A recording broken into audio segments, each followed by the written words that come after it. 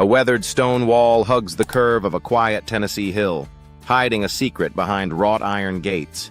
Beyond them, a country estate where silence hums like a lullaby, the chosen refuge of Bobby Bare, the Grammy-winning troubadour who once ruled country charts and now lives among trees, not trophies.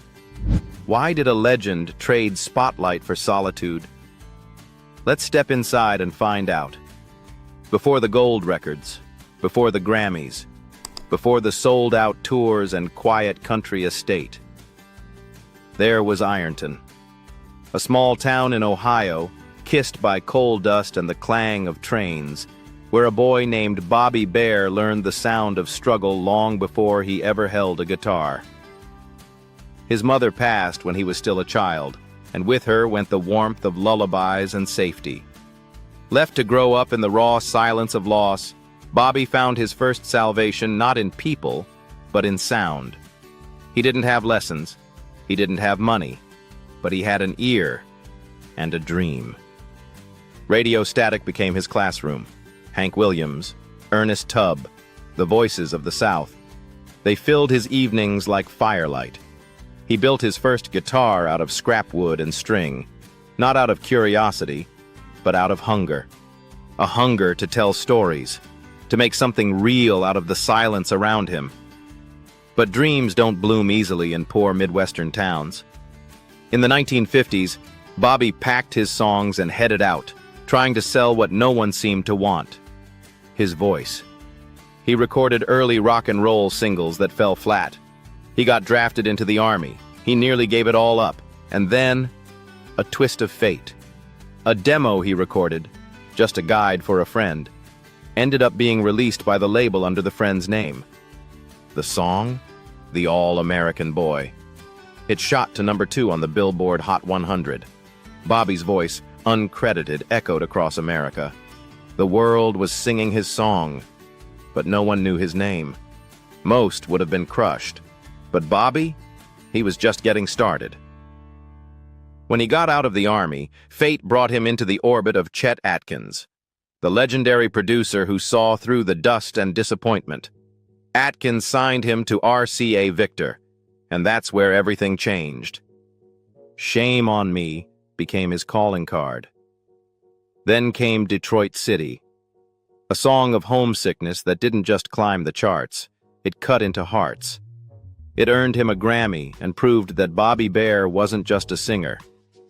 He was a storyteller. But he wasn't content to ride waves. He made them. Hits poured in. 500 miles away from home, 4 strong winds, and the haunting Margie's at the Lincoln Park Inn. Bobby's voice, calm, almost conversational, became the sound of the working man's heartbreak. He collaborated with country greats like Skeeter Davis, and even released bold, theatrical songs with Shel Silverstein that no one else dared to touch. By the 1970s, Bobby was bending country's rules. He embraced live recordings with real audiences, sang dark comedy ballads like Marie Laveau that topped charts, and even recorded albums with his own family, including his young son Bobby Bare Jr. on the touching Daddy What If, which earned them both a Grammy nomination. He didn't chase fame. He never chased anything. He simply walked his own road, through RCA, Mercury, Columbia, letting the music speak louder than the machine. While others burned out or bowed out, Bobby adapted. He explored Southern rock, returned to roots country, hosted his own television series, and became a soft-spoken pillar of Nashville's creative community. His songs stopped being just hits. They became cultural keepsakes. But through it all, Bobby Bare never forgot where he came from. The boy from Ironton, Ohio, who once built a guitar out of scraps, eventually built a career out of sincerity, resilience, and soul. And now, after decades of touring the world and standing under countless spotlights, he's found peace not in applause, but in the hush of rolling Tennessee hills, which leads us to a house, his house, nestled in the quiet green. So what does home look like for a man who's seen it all? Let's open the gate and take a look. country estate in Nashville. At first glance, it looks like just another hidden gem nestled in the Tennessee hills. But once the gate opens, everything changes. Welcome to Bobby Bare's $1 million estate. Not just a home, but a living ballad of calm, craftsmanship, and country soul. Tucked behind wrought iron gates and a canopy of tall, whispering trees, this property doesn't shout. It sings. The driveway curves gently, stones crunching beneath your tires as if keeping rhythm with a distant banjo. The house itself stands quietly elegant, a blend of southern charm and refined restraint. No ostentatious columns, no gleaming gold, just warm hardwood, hand-laid stone, and the subtle grace of a man who has nothing left to prove. Step through the front door and you're greeted by sunlight cascading across wide plank floors. The living room opens like a story. Tall ceilings stretch above, giving air and space for memories to breathe. Dark wooden beams run overhead, grounding the space like a familiar lyric. Built-in bookshelves, walls clad in rich paneling, and a fireplace that seems made for midnight jam sessions. This isn't just where Bobby lives. This is where he reflects. To the right, the dining room. A place for old friends, laughter, and home-cooked meals. Imagine Chris Christopherson or Waylon Jennings dropping by for dinner back in the day. It's not hard. The room still hums with the ghost of stories once told here. The kitchen? A masterpiece of function and beauty. Wolf and Sub-Zero appliances gleam beneath quartz countertops. The cabinetry is finely crafted, the kind only someone with deep appreciation for details would choose. A breakfast nook sits bathed in morning light, where Bare is known to sit quietly, coffee in hand, notebook open, perhaps scribbling a new verse. To the left, a cozy office lined with dark wood, custom shelving, and a view of the back lawn. It's a space made for letters, lyrics, or just staring out into the green Tennessee quiet. Then there's the master suite, a room where time seems to slow. It opens directly onto the backyard, through glass doors that let in the breeze and the chirping of birds. Inside, a soaking tub waits beneath a window that frames the morning sky. A marble walk-in shower stands next to his and hers vanities, while separate walk-in closets keep stage suits on one side, flannel shirts on the other. And upstairs? That's where the real magic happens. 3 spacious bedrooms await visiting children, grandchildren, or old bandmates.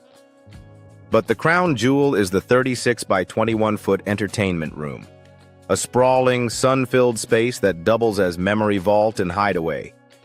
Here, Bobby keeps a small home bar stocked not just with bourbon, but with stories. Framed photos line the walls, some faded, some signed. A Grammy Award sits casually on a shelf as if it wandered in and decided to stay. Outside, the estate unfolds in quiet, deliberate layers. The backyard is a soft breath of nature, lovingly landscaped, with a full-length stone wall embracing it like a hug. There's a built-in fountain gurgling softly beneath oak trees, and stone steps leading to walking trails that twist and wind through 1.76 acres of private peace. At night, landscape lighting casts soft glows on every path, every branch. It's not for show, it's for serenity. Because this is where Bobby Bare finds stillness, the kind you can't fake, buy, or record in a studio. The estate sits just minutes from Nashville's heart. Schools, shops, and restaurants are a short drive away. But once inside these gates, you'd never know. It feels like a world of its own. This is not the house of a man chasing fame. It's the home of someone who's already found what matters: space to breathe, silence to think, and beauty that doesn't demand attention. And perhaps that's the greatest metaphor of all. For a man who sang of leaving, wandering, and longing. Bobby Bare built a home where the journey finally ends. But this isn't the only house that holds his heart. There's one more place, farther north, where roots run deep. Shall we go see it? House in Ohio. If Nashville is where Bobby Bare found peace, then Ironton, Ohio is where his soul was shaped. And tucked away on a sweeping 6-acre stretch of green hills and quiet winds stands the home that feels less like a destination and more like a memory. This $500,000 rustic modern estate isn't just a retreat. It's a return to the beginning, to the soil that raised him, to the silence that taught him to listen, and to the struggles that taught him to sing. The house rises from the earth like it belongs there. Not flashy, not loud, just strong, warm, and grounded. Like the man who calls it his own. High-vaulted ceilings give breath to the space. Stone fireplaces anchor the rooms. Wooden beams stretch across ceilings like branches reaching for something lost. Inside, the living areas unfold with intention, open, inviting. Sunlight pours through large windows, casting golden reflections off wood floors and warm-colored walls. The main level connects seamlessly, kitchen, dining room, and lounge blending into one another in a dance of family comfort. The kitchen is fully equipped, but it's the simplicity that stands out. Here, meals aren't about presentation. They're about presence, gatherings, conversations. A song strummed on a nearby guitar. One room over, there's a cozy den with a TV and a small vinyl collection. Bare's own records sit side by side with those who inspired him. Hank, Willie, Christofferson, Silverstein. Each one a chapter in his life's symphony. Walk past the sunlit hallway and you reach the indoor pool, a surprising touch of indulgence for a man so grounded. Next to it, a hot tub, a sauna, and a lounge area with soft towels and softer voices. You can almost picture Bobby and his son, Bobby Bare Jr., sitting here after a late-night writing session, sharing stories, swapping chords. Upstairs, the master suite offers sweeping views of the Ohio woods.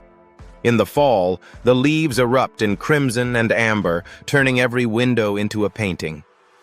There's a second bedroom, too, quiet, filled with books and old photographs, perhaps meant for visiting family or an old friend on the road. But the real heart of this home lies in the basement. 3 additional bedrooms, a sprawling entertainment space with a fireplace and custom bar. It's the kind of room where jam sessions happen after midnight, where whiskey and laughter flow in equal measure, where memories aren't just made, they're kept. Step outside and the land greets you like an old friend. A wide deck wraps around the back, offering space for cookouts, songwriting, or simply sitting and watching deer move slowly through the woods.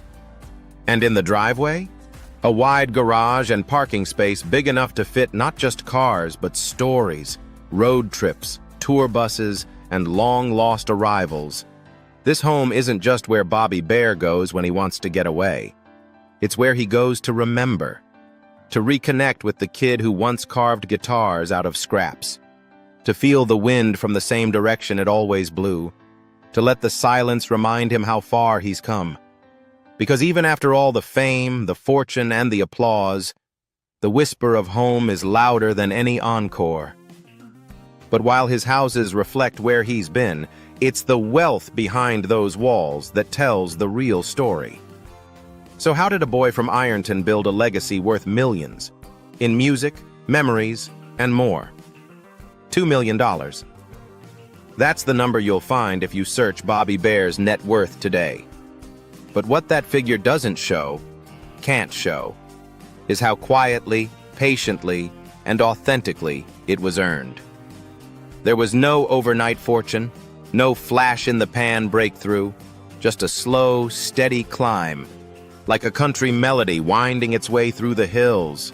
But money was never the end of the story, because while Bobby Bare built a legacy through song, he also left footprints in the lives of others, through acts of giving that rarely made the headlines. Let's explore the heart behind the generosity. Philanthropy. Bobby Bare never needed flashing lights to be seen, and he never needed applause to feel fulfilled, because behind every quiet note he sang, there was always a heart quietly giving back. His journey into philanthropy didn't begin with grand announcements or multi-million-dollar foundations. It began, like most things in his life, with a simple act of kindness. In the early 2000s, long before celebrity charity became trend, Bobby Bare was quietly stepping onto a stage in Portsmouth, Ohio, not for a paycheck, but to help fund a mural honoring local musicians. The small-town project needed support, so he came home, brought his guitar, and gave them not just music, but momentum. That moment would set the tone for the years to come. In 2008, he joined the Artists and Anglers Fishing Tournament, a fundraiser honoring Porter Wagoner. While others competed for trophies, Bobby was there to raise money for the Opry Trust Fund, which supports country musicians facing hardship. To him, it wasn't about fishing, it was about family. When Nashville faced devastating floods in 2010, Bobby joined a wave of local artists rallying to raise funds through CMA Fest's charity events. While others brought big brands, Bobby brought something more powerful: authenticity, a familiar face, a trusted voice. He didn't have to sing to help. His presence said enough. And then came 2025. At 90 years old, Bobby could have spent his birthday in quiet comfort. Instead, he let the spotlight shine, not on him, but on others. Bobby Bare Week was more than a celebration. It was a movement: concerts, gatherings, and one powerful night at the Basement East, an Americana salute to Bobby Bare. Every ticket sold, every dollar earned, was donated to MusiCares, the Recording Academy's fund for musicians in need. For Bobby, it was full circle. He once struggled to sell songs, once played gigs just to afford food. Now, he ensures others never have to do the same, because that's who he's always been. The man who understood that giving doesn't always have to be loud. It can look like a song shared between generations. A hand placed on a young artist's shoulder backstage. A stage returned to, not for gain, but for good. And just like his music, Bobby's giving doesn't fade. It lingers. In every guitar passed down, in every mural painted, in every struggling songwriter who gets a second chance. Some legends give the world songs. Bobby Bare gave it heart. And in doing so, he revealed something even deeper. That true greatness isn't just measured by what you've earned, but by what you're willing to give away. And now, as we leave the stage, we step into something quieter. The gentle, personal rhythms of a man who never stopped loving the simple life. Let's walk into that world. Personal life. In a world where fame often drowns out everything else, Bobby Bare chose stillness. Not as an escape, but as a homecoming. At the center of that quiet is Jeannie Sterling, his wife, his musical companion, his lifelong anchor. They married in an era where country music was booming and temptations were loud. Yet somehow they stayed untouched by the noise. Their love wasn't loud, but it was lasting. The kind that's built on laughter over coffee, shared glances backstage, and the understanding silence that only two soulmates can share after decades together. Together they raised 3 children, not in the chaos of celebrity, but in the calm of country. Their son, Bobby Bare Jr., inherited more than a name. He inherited a spirit, one that chases music not for fame, but for feeling. While he carved his own path through alternative country and rock, he often returned to the stage beside his father, sometimes in small acoustic shows, other times under the warm lights of Americana festivals, always with that same bond, father and son, string and song, family dinners, long drives through back roads, impromptu jam sessions in the den. These are the memories that fill the walls of both Bare homes. There's no paparazzi, no red carpet, just the hum of a man who never needed more than the people closest to him. And then, there's the rhythm of his everyday life. Mornings begin before the world stirs. Bobby pours his coffee, Black, strong, no frills. He steps out to the porch, watching the mist drift over Tennessee fields. Sometimes he scribbles a line of lyrics. Sometimes he just listens. To bird song, to wind, to the quiet voice within. Afternoons might be spent tending to the garden or on the trails behind his estate, where he walks slowly, deliberately. He says inspiration lives in silence. And it's here, among the rustling leaves and fading sunlight, that melodies come softly to him. Evenings? Maybe a glass of bourbon, maybe a phone call with an old friend. Maybe just the flicker of the fireplace and a record spinning in the background. He doesn't chase relevance. He doesn't care for the digital noise. He lives in the analog, in handwritten letters, in acoustic strings, in the smell of wood smoke and pine. Friends describe him the same way: kind, grounded, thoughtful. A man who listens more than he speaks, who shows up without cameras, who teaches without preaching. To the world, he's a country music hall of famer. To the Grand Ole Opry, he's a restored treasure. But to his grandchildren, he's just Paw Paw Bobby, who tells stories about frogs that sing and ghosts that dance in the cornfields. And that, perhaps, is his real legacy. Not just in what he sang, but in how he lived. Gently, honestly, fully. In the quiet hum of his home, in the soft laugh of his wife, in the next generation's voice, finding its way through the music. Bobby Bear's story continues. Because legends don't fade, they settle into the soil and keep singing, softly, forever. If Bobby Bear's life has shown us anything, it's this. You don't need to be loud to leave a lasting echo. His story is one of quiet grace, unwavering love, and music that heals across generations. If you believe in the power of authentic living and timeless songs, don't forget to like, share, and subscribe. The silence still sings. Let's listen together.